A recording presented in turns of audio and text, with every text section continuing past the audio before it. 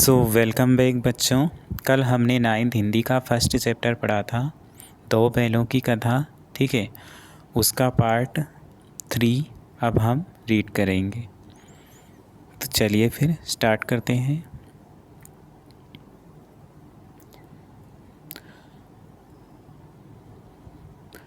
तो क्या हुआ, मोती ने देखा खेल में झगड़ा हुआ चाहता है, तो मोती क्या करता था, उस किनारे से हट गया। ठीक है।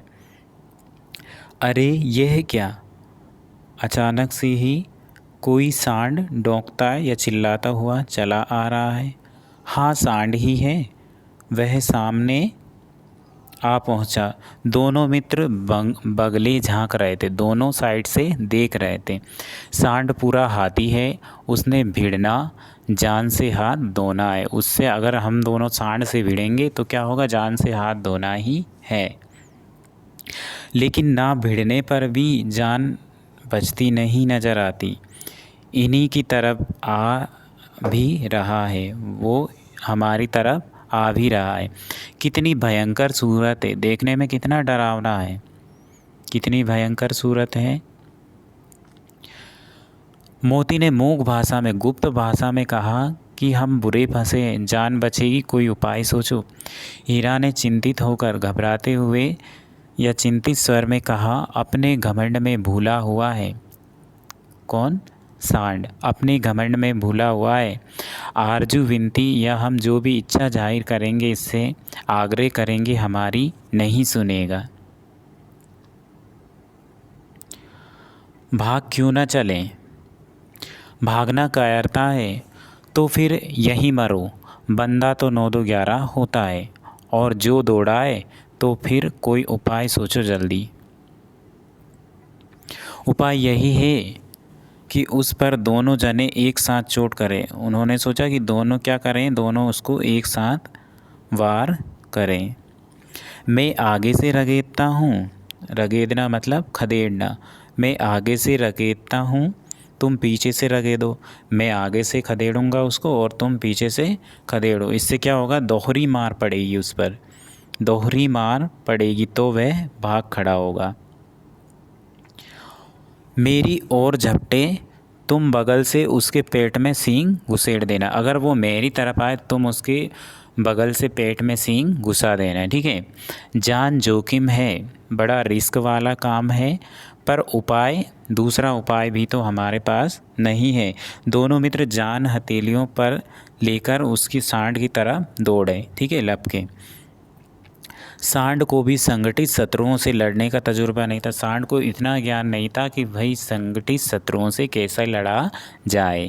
वह तो एक शत्रु से मल्ल युद्ध करने का आदत था। सांड को तो आदत थी मल्ल युद्ध करने की। ठीक है। जो ही हीरा पर झपटा, मोती ने क्या किया, मोती पीछे से दौड़ा। सांड जो ही हीरा पर झपटा, मोती ने पीछे से दौड़ाया। सांड उसकी तरफ मुड़ा तो हीरा ने उसको खदेड़ा या फिर रगेदा। सांड चाहता था कि एक एक करके दोनों को गिरा ले, पर ये दोनों भी उस्ताद थे, उसे वह अवसर ना देते थे। एक बार सांड झल्लाकर हीरा का अंत करने के लिए चला। सांड बड़े ही गुस्से से हीरा का अंत करने के लिए चला। ठीक है। मोती ने बगल से आकर पेट में सींग घोंप दिया, उसकी पेट में बगल से आकर सींग घोंप दिया। किसने? मोती ने। सांड क्रोध में आकर पीछे फिरा तो हीरा ने दूसरे पहलू में सींग चुभा दिया। आखिर बेचारा जख्मी होकर भागा और दोनों मित्रों ने दूर दूर तक उसका पीछा किया, यहाँ तक कि सांड बेदम यानी कि निर्जीव होकर गिर पड़ा। तब दोनों ने उसे छोड़ दिया। दोनों मित्र विजय के नशे में झूमते चले जाते थे। दोनों मित्र बड़ी ही खुशी से झूमते चले जाते थे। मोती ने अपनी सांकेतिक भाषा में कहा, मेरा जी तो चाहता था कि बच्चा को मार ही डालूं। हीरा ने तिरस्कार किया, गिरे हुए बैरी पर सींग नहीं चलाना चाहिए। हीरा ने सोचा जो असहाय हो, ठीक है, उस पर सींग नहीं चलाना चाहिए। यह सब ढोंग है, यह सब तो ढोंग है। मोती बोला, बैरी को ऐसे ही मारना चाहिए कि फिर ना उठे। अब घर कैसे पहुँचे ये सोचो, पहले कुछ खा लें तो सोचें। सामने मटर का खेत था, ठीक है। मोती उसमें घुस गया। हीरा मना करता रहा कि मत जाओ, फिर भी मोती ने क्या किया, उसमें उस खेत के अंदर घुस गया, ठीक है। उसने एक ना सुनी, अभी 2-4 ही ग्रास, मतलब 2-4 ही, थोड़ा बहुत ही खाया होगा, 2-4 घास के टुकड़े खाए होंगे उसने, 2-4 ग्रास ही मुंह में लिए होंगे कि 2 आदमी लाठियां लिए दौड़ पड़े और दोनों मित्रों को उन्होंने घेर लिया। हीरा तो मेड़ पर ही खड़ा था, ठीक है, मेड़ पर था।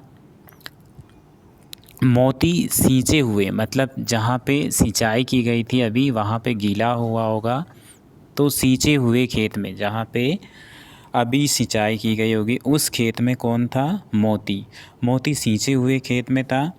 उसके खुर कीचड़ में धंसने लगे थे, गीले की वजह से उसके जो खुर हैं पैरों के नीचे के, वो कीचड़ में धंसने लगे थे, जिससे ना भाग सका। तो उसकी वजह से वह पकड़ा गया, उसको पकड़ लिया। हीरा ने देखा कि मित्र मित्र क्या है, संकट में है, तो वह भी लौट आया दोबारा से, ठीक है। फंसेंगे तो दोनों फंसेंगे, रखवालों ने उसे भी पकड़ लिया। प्रातःकाल दोनों मित्र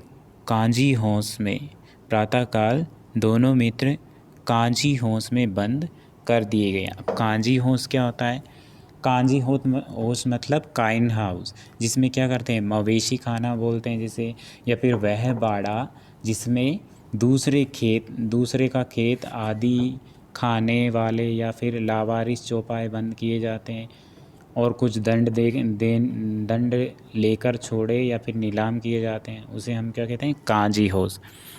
चलिए अब पार्ट 4 हम कल पढ़ेंगे। आज की क्लास यहीं समाप्त होती है, ठीक है।